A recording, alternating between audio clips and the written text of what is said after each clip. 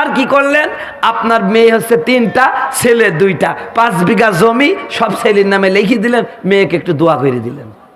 কথা কচ্ছে না, কথা কচ্ছে না। এরকম অত হাজী সাহেব আছে না ভাই? বাংলাদেশে অনেক হাজী সাহেব আছে, কি করে জানেন? 5 বিঘা জমি ভালো জায়গায় আছে, আর ছেলে 2টি, মেয়ে 3খান। মেয়ে 3খান একটু ভালো জায়গায় বিয়ে হয়েছে, চলার মতন আছে। তখন বাবা চিন্তা করেন মেয়েটা ভালোই চলছে, থাক, আমার ছেলেগুলোর কিছু নাই, ওই 5 বিঘা জমি সব ছেলের নামে লিখে দেয়। কথা বলছে না কেন? লেখি টেখি দিয়ে কি করে জানেন? ওই ছেলে 2টাকে ডাকি বলে, বাপ 5 বিঘা জমি দিয়ে দিলাম, তো আমি এখন শেষ বয়সে এতগুলো জমির মালিক, এখন হস্তা না করে গেলে, মরে গেলে কেমন হয়? একটা কাজ কর, তোরা 2 লাখ করে দে, 4 লাখ, এখন তো 4 লাখে হয় না, এখন 6 লাখ লাগে নাকি, তোরা 3 লাখ করে দে, আমি হজটা করে আসি। হাজী সাহেব কি চালাক, উনি হজ করে আসেন, আইসি আগে ছেলেদের সাথে কথা বলে না, আগে সৌদি থাকতেই বলে, মা তোরা আমার বাড়িতে আয়, আমি যেন দেখেই তোদের, মানে বাড়ি যাই তোদের মুখটা দেখতে পারি। মেয়ে 3টে আসে, আইসি মেয়ে 3দিকে জড়াই ধরে বলছে, মা তোদের তো কিছু দিতে পারি নাই, আল্লাহর ঘর জিয়ারত করে আইসি, তোদের একটু দোয়া করে দিলাম। কথা বলছে না, কথা বলছে না। জমি কারে দিছে আর দোয়া কারে করছে? আল্লাহ বলছে, পাজি বর তোর হাজিগিরি আমি ছুটাচ্ছি। কথা বলছে না, কথা বলছে না। কিয়ামতের ময়দানে ভাই কষ্ট হচ্ছে, এই কিয়ামতের ময়দানে এবার এই হাজী সাহেব বিশাল হজ করে আইসে, 5 ওয়াক্ত নামাজ পড়িছে, মানুষকে, গরিব টরিব মানুষকে বিভিন্ন দান ঘরে তো মাঝে মাঝে 2-5 টাকা করে করে, একটা বিশাল একটা নেকির পাহাড় নিয়ে উনি ফুর্তিতে চলে যাবে। আল্লাহ বলবে, কিরে হাজী, এত বড় নেকি নিয়ে আইসি, যা তোর বিচার ছিল তোকে না, জান্নাতে চলে যা। কথা বুঝতে পারছেন? আল্লাহর ওই আদেশ পাই হাজী তো সমানে দৌড় দিবে। হঠাৎ করে এই যে মেয়ে 3টি দুনিয়ায় কিছু বলতে পারে নাই, আল্লাহকে বলবো, আল্লাহ ওই হাজিরে জান্নাত দিচ্ছ, মানে ওরা আমরা 3জন ওর মেয়ে, আগে নিয়ে আসো, হাজিক নিয়ে আসো, হাজিক নিয়ে আসো। আল্লাহ বলবেন যে তোমরা কারা? কয় আমরা ওই হাজির মেয়ে। কয় কি হয়েছে? কয় আল্লাহ দুনিয়ার জীবনে আমার বাপের 5 বিঘা জমি ছিল, সাহেব সব ছেলেদের নামে লিখে দিয়েছে, আমাদের হক মারি দিয়েছে। আল্লাহ গো, সেদিন কিছু বলতে পারি নাই, কারণ বাপের সাথে তর্ক করব, ভাইদের সাথে মারামারি করব, পরবর্তীতে বাপ মরে গেলে আর আসতে দিবে না। কথা বলছে না, এই জন্য কিছু বলতে পারে নাই। আল্লাহ কি আমাদের ময়দানে বিচারটা তোমার কাছে দিলাম, তুমি একটু বিচার করে দাও। হাজিকে বলবে, হাজি জান্নাত পরে যাই দিকাই। কথা বলছে না। হাজি বলবে, হাজি দিকাই, জান্নাত পরে যা। বলবে তোমার মেয়ের হক মাইছে বলে? কয় আল্লাহ মাইরে দিছি তো, ছেলেদের কিছু ছিল না, মেয়েদের অবস্থা ভালো, এই জন্য। ভাই একটু আওয়াজ আর একটু বাড়ান ভাই। মেয়েদের ভালো জায়গায় বিয়ে হয়ে গেছে, এই জন্য মাইরে দিছি। কয় তুই মারছি? আমি আল্লাহ তো দিলাম, এমনি তো ছেলেকে বেশি করি। কথা কছে না। আবার একটু দিলাম মেয়েদের, ওটাও মাইরে দিছি।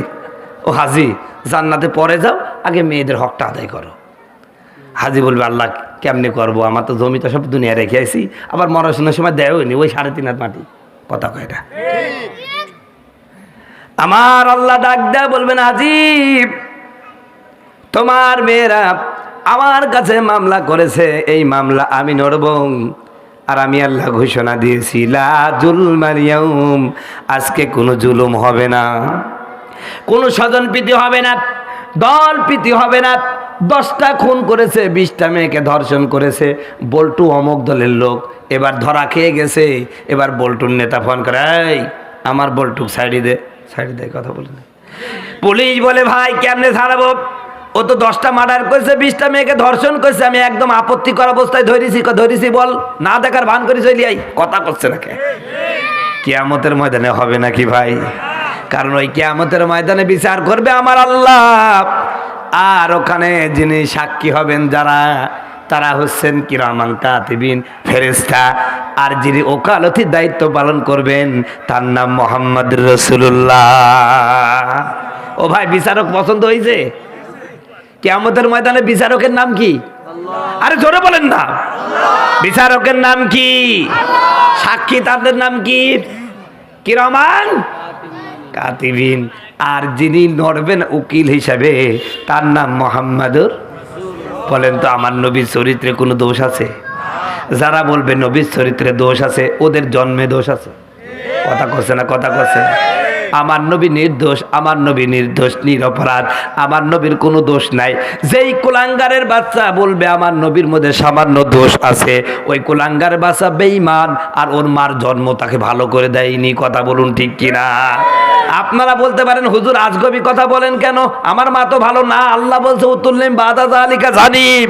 ও আল্লাহর নবী, আপনার সাথে যারা বেয়াদবি করে, আপনার চরিত্রে যারা দোষ খুঁজে, ওরা হলো যার সন্তান। কথা বলুন ঠিক কিনা? এই আয়াতটা যখন নাজিল হলো কার ব্যাপারে জানেন তো? ওলীদ ইবনে মুগীরা। ও মনে করেছেন আপনি জাতামাতা মানুষ, না না, আজ বর্তমান হজ যারা করতে গিয়েছেন তায়েব শহরে গেছেন নাকি?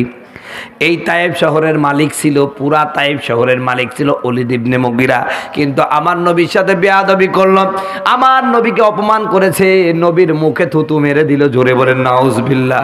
আমার নবী দু চোখের পানি ছেড়ে দিয়ে কাঁদতেছে, চোখের পানি ছেড়ে কাঁদে। আরে আজ আমার চাচা নাই, আমার বাবা নাই, আমার মা নাই। ওলীদ ইবনে মুগীরা আমার শত শত মানুষের সামনে আমার মুখের উপরে থুতু মেরে দিল। নবীর দু চোখ যে বেয়ে বেয়ে পানি পড়ে, আমার আল্লাহ তা সহ্য করতে পারলেন না। আমার নবী তখন, আমার আল্লাহ যখন এটা সহ্য করতে পারলেন না, নবীর চোখের পানি জিবরিলকে ডাক দিয়ে বলেন, ও জিবরিল, আমার নবীকে জানায়া দেন, ও নবী, আপনার সাথে যে বিয়াদবি করলো, এ বিয়াদবি করারই লোক, কারণ এর জন্মটা ভালো না, এটা হলো অবৈধ যার সন্তান। আজও বাংলার জমিনে যারা আমার নবীর চরিত্র নিয়ে ছিনিমিনি খারে, এদেশের উলামায়ে কেরামকে অপবাদ দেয় মিথ্যা, এদেশের উলামায়ে কেরামকে যারা ধর্ষক বলে, মৌলবাদী বলে, যারা ধর্ম ব্যবসায়ী বলে, রাজাকার বলে, যারা বিভিন্নভাবে আলেমদের অসম্মান করে, ওদের জন্ম নিয়ে খোঁজ নিয়ে দেখেন, ওরাও যার সন্তান। কথা বলছে না কেন? আমরা উর্দু সাহিত্যের মধ্যে পড়েছি, जो शक निकाह के बाद पैदा होते हैं वो उलमा किराम को इज्जत करते हैं, और जो निकाह के पहले पैदा होते हैं वो उलमा को बेइज्जत करते हैं। যার জন্ম নেকার পরে হয় ওই লোকটা আলেমদের ইজ্জত করে, আর যার জন্ম আইন নেকার পূর্বে, বিবাহের পূর্বে হয়, ওরা আলেমদের বেইজ্জতি করে। কথা বলুন ঠিক কিনা? আলেমদের বেইজ্জতি করো আর বেয়াদবি করো, আলেম ছাড়া কোনো উপায় আছে নাকি? জোরে বলেন, আছে নাকি? হুজুর ছাড়া তোর জানাজা, হুজুর ছাড়া তোর জানাজা কেউ পড়বে না, হুজুরে ছাড়া তোরে দাফন দিবে না। কথা বলুন ঠিক কিনা? আরে যারে সারা জীবন করলি রে তুই যে হুজুরকে ঘৃণা, সেই হুজুরকে লাগতে পারে সেটা ভাবলি না। ও তোর মা বাপ যাবে যখন এই দুনিয়া ছেড়ে, তখন কিন্তু আসতে হবে টুপিওয়ালার কাছে। কথা বলুন ঠিক কিনা? এবার বাস্তবতার নিরিখে আসেন আমার ভাইয়েরা, আমাদের 2020 সালেই তো নাকি করোনার হামলা দিল। কয় সালে? 2020 সালে। এই করোনার কারণে আমরা দেখেছি কত সোনার ছেলে তার সোনার বাপকে ছেড়ে চলে গিয়েছিল। কথা কছে না কথা?